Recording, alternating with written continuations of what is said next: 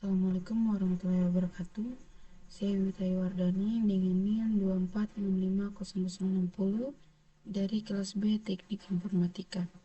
Pada kesempatan kali ini, saya akan memaparkan materi mikrokontroler dari materi 1, 2, dan 3.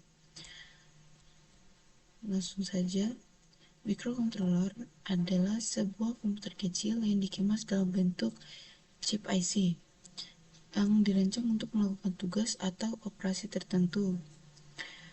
IC mikrokontroler itu terdiri dari satu atau lebih inti prosesor, serta perangkat input-output yang dapat diprogram. Pengendalian mikro yang dalam bahasa Inggris disebut dengan mikrokontroler ini digunakan dalam produk atau perangkat yang dikendalikan secara otomatis seperti sistem kontrol mesin mobil, perangkat medis, pengendali jarak jauh, dan lain-lain. Perangkat-perangkat yang menggunakan sistem tertanam lainnya. Penggunaan mikrokontroler ini semakin populer karena kemampuannya dapat mengurangi ukuran dan biaya pada suatu produk atau desain apabila dibandingkan dengan desain yang dibangun dengan menggunakan mikroprosesor dengan memori dan perangkat input-output secara terpisah. Ini adalah diagram blok tentang bagian-bagian utama dari mikrokontroler itu. Dan ini adalah contoh bentuk mikrokontrolernya.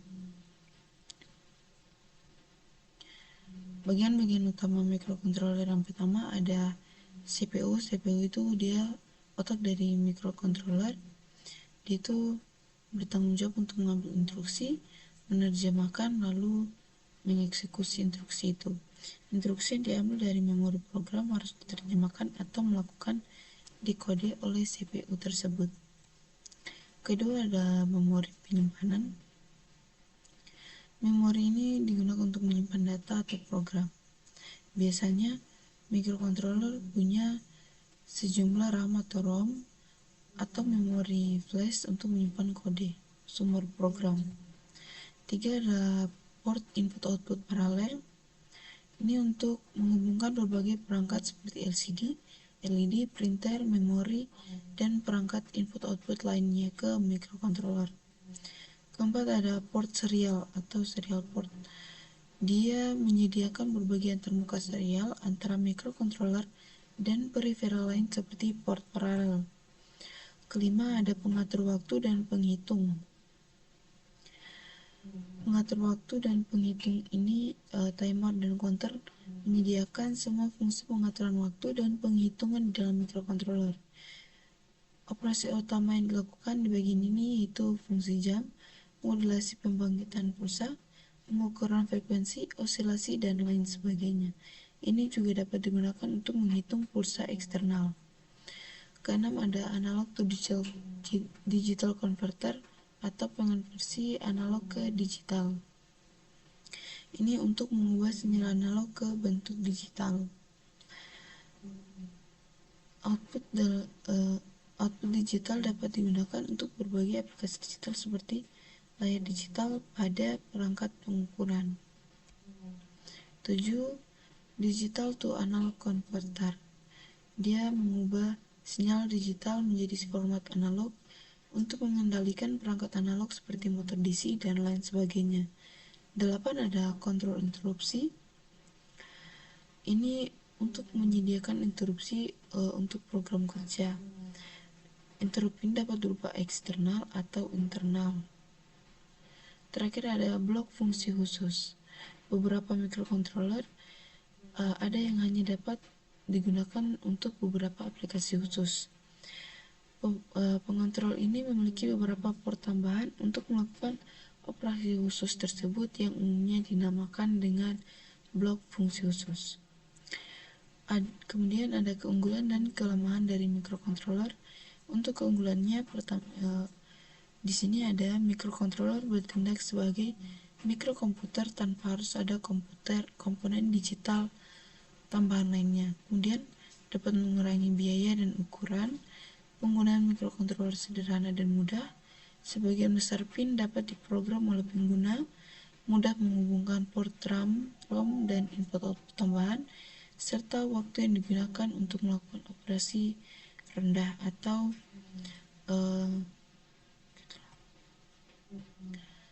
kemudian kekurangan dari microcontroller sendiri ada dia memiliki arsitektur yang lebih kompleks daripada mikroprosesor, kemudian hanya melakukan eksekusi dalam jumlah terbatas dalam waktu yang bersamaan.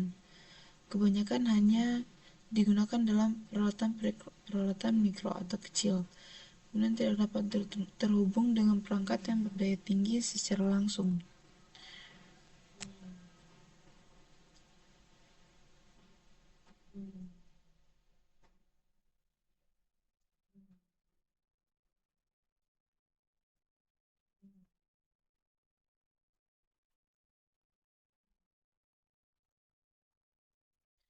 Kemudian kita masuk pada materi 2 dan 3, yaitu tren dan interface, microcontroller, dan robotika. Di sini ada beberapa tren industri 4.0 elektronika dengan teknik informatika, salah satunya ada Internet of Things IoT, kecerdasan buatan AI, dan machine learning, 5G dan teknologi komunikasi canggih, dan lain-lain.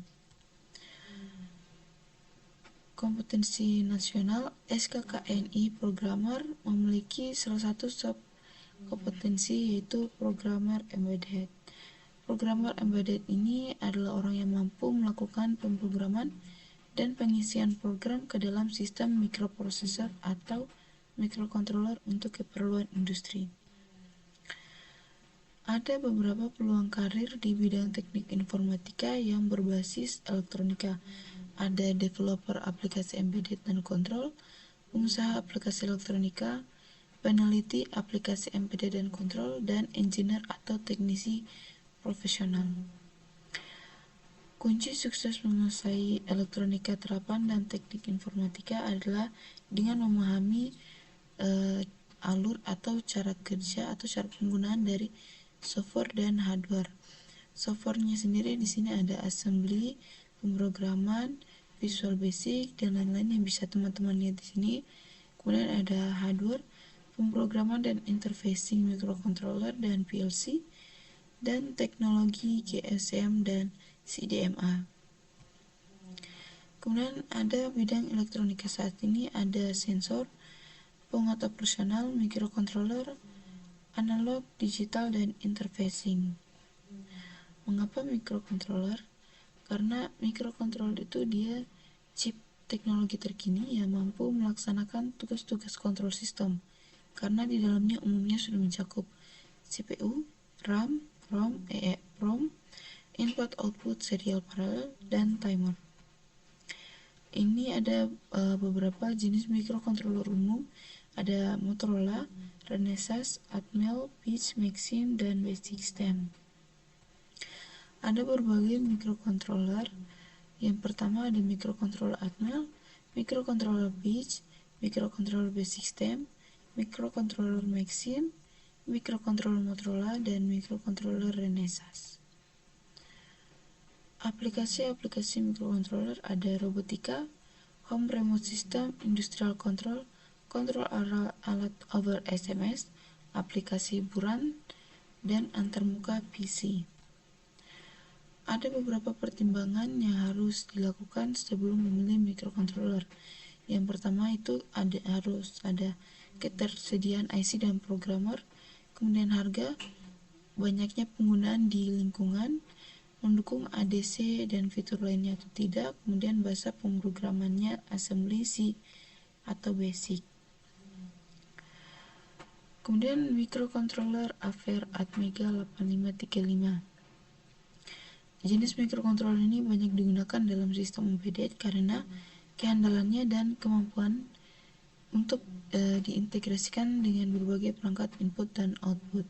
Fitur utamanya di sini ada memori, flash memorinya 8 KB untuk menyimpan program, kemudian SRAM-nya 812 byte untuk data sementara selama eksekusi program, dan EEPROM 512 byte untuk data yang ingin disimpan secara non-volatile. Untuk jumlah pinnya sendiri total ada 40 pin yang dapat digunakan untuk input-output, komunikasi, serta fungsi khusus lainnya. Kecepatannya bisa mencapai hingga 16 MHz dengan kristal eksternal. Perangkat periferalnya itu ada 8 kanal ADC 10 bit, 3 buah timer atau counter, UART untuk komunikasi serial, SPI, dan 12C untuk komunikasi dengan perangkat eksternal. Ini adalah gambaran arsitektur dari CPU AVR. Kemudian ini adalah perbandingan dari beberapa microcontroller. Di sini ada AVR Atmega, Peach, ARM, Atmel, dan ESP32. Di sini juga ada beberapa studi kasus yang menggunakan beberapa jenis microcontroller berbeda. Salah satunya ada sistem monitoring suhu dan kelembapan. Ini untuk mengukur suhu dan kelembapan dengan sensor.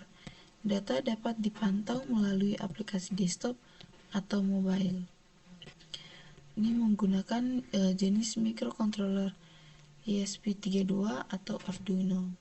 Antarmukanya Wi-Fi atau Bluetooth, kemudian software pemantauannya Visual Studio atau Blink. Keunggulannya kompak dan hemat daya.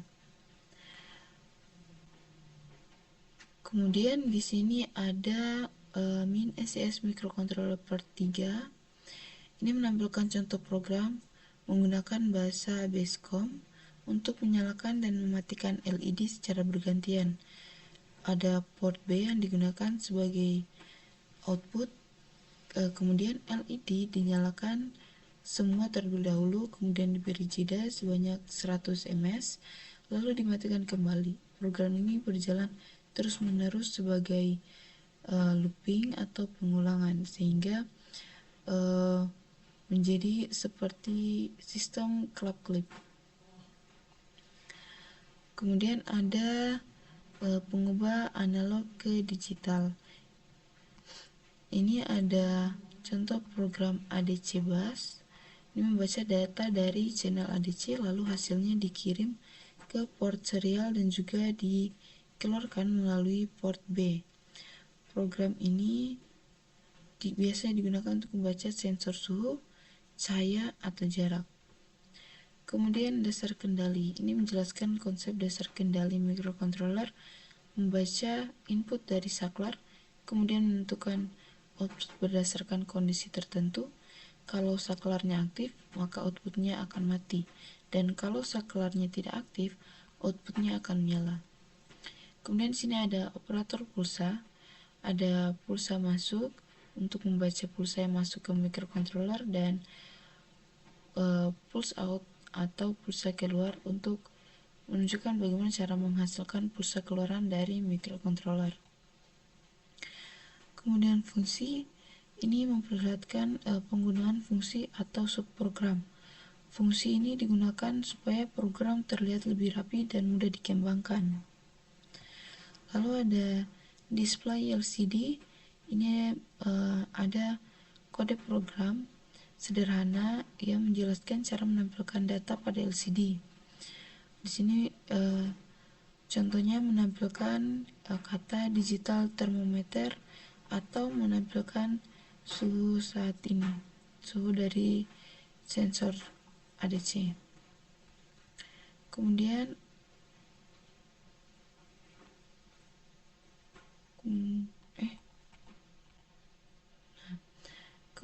di sini ada tampilan dari Basecamp AVR IDE.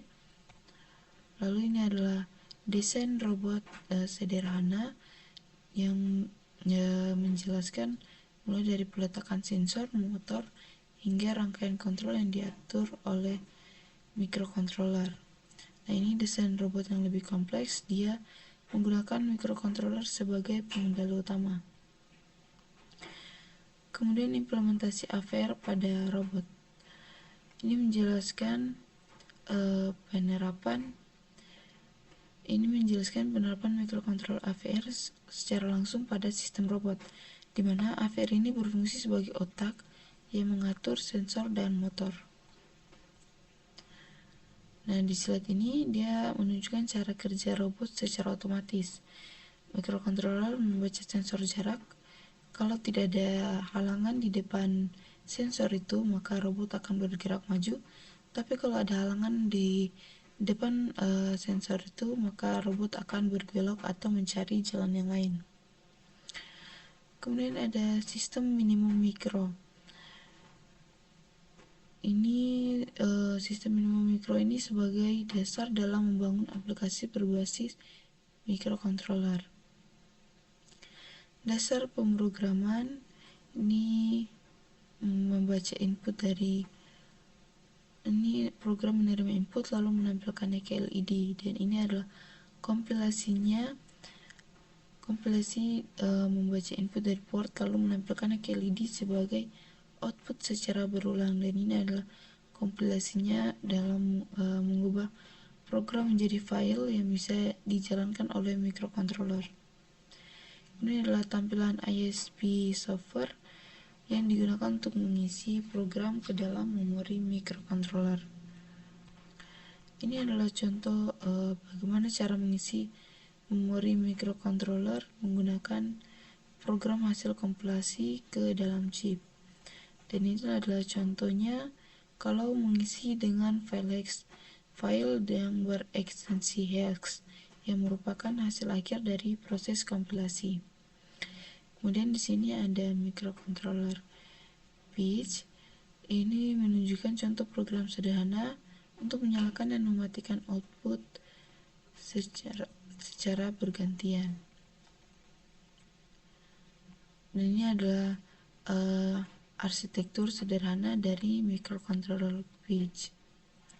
Oke, segitu saja penjelasan dari materi 1, 2, dan 3 pada mata kuliah microcontroller. Terima kasih. Assalamualaikum warahmatullahi wabarakatuh.